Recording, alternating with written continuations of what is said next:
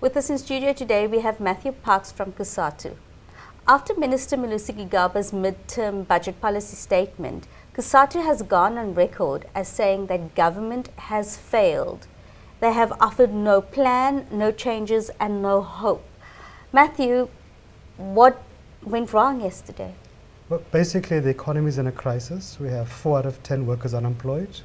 There's no government plan to create jobs to spur the economy. And we have a governance crisis in the state where corruption is out of control across departments.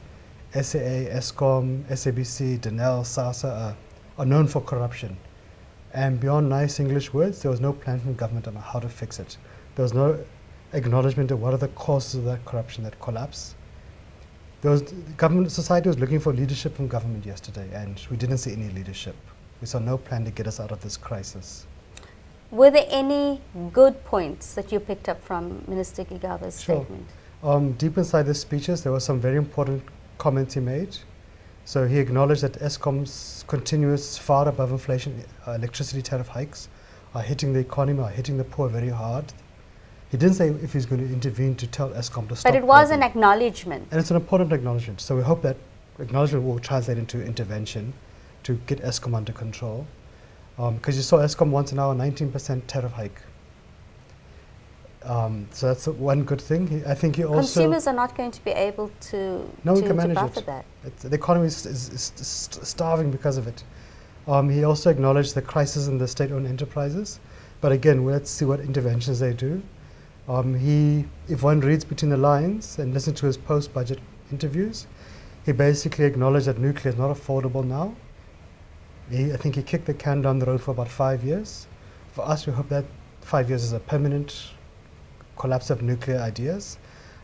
Our hope is that the President heard that before he fell asleep during the budget speech, and that his Minister of Energy also listened, because we see a bit of a contradiction in government. Finance Ministers Pravin, Nene, Gigaba have all acknowledged we don't have money for nuclear, or the demand for it in the economy. But the Ministers of Energy have all run the opposite direction until the President gets tired of them for not delivering and fires them. So I think for us, and also I think the other important thing we saw from the Minister is that he acknowledged there's no more space to increase taxes upon working middle-class families or to increase VAT. So I think first, those are 3 positive lights which you've kind of seen, which other ministers have been a bit ducking and diving around. Matthew, do you think the upcoming ANC electoral conference played a role in the budget statement which Minister Gigaba delivered? Sure. No, we think it does, because we acknowledge the ANC is divided right down the middle. You can see cabinet is paralyzed between the 2 factions, and that's spilled over into government departments. They're not sure which way to go. I think Treasury officials recognize we're in a serious crisis, but they're not being given leadership by the President. So they don't have that political mandate. There's no political will in cabinet to say, we are in this crisis, let's fix it, let's acknowledge that the mess ups. So really for us it looked like a treading water kind of budget statement.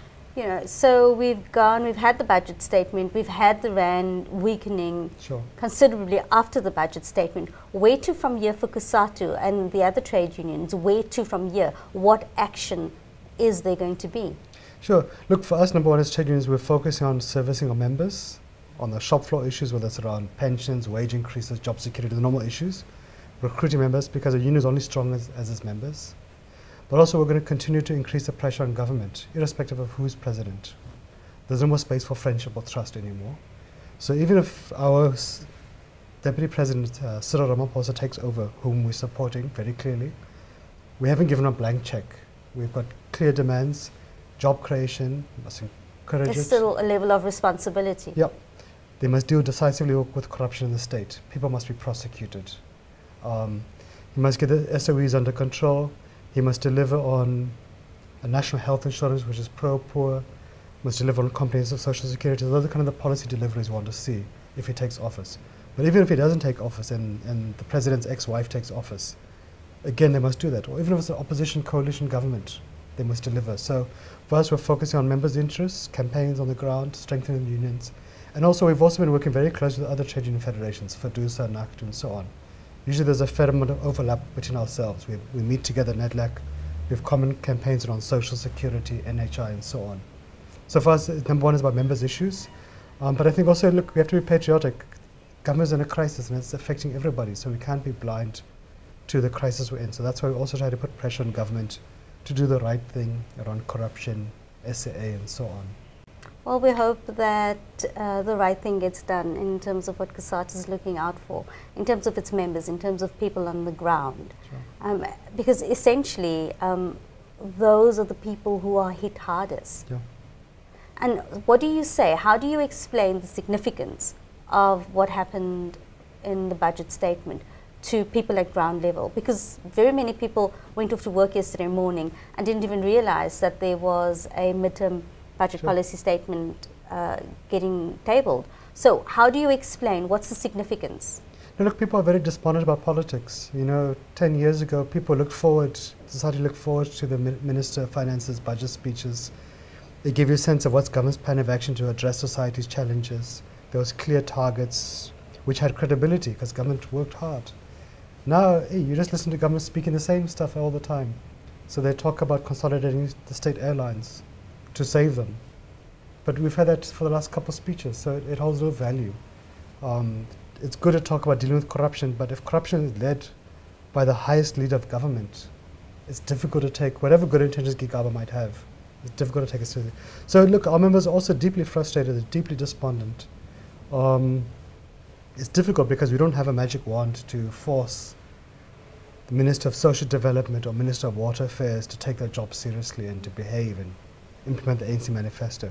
So it's a difficult one. You know, our members are deeply frustrated, and there's only so much they can take. So for example, if government is to try to touch the Public Investment Corporation, or public servants' pension money, to bail at SAA, for example, with no strings attached, we wouldn't be able to control our members' anger. You know, if you touch people's bank account balance, you can have an explosion.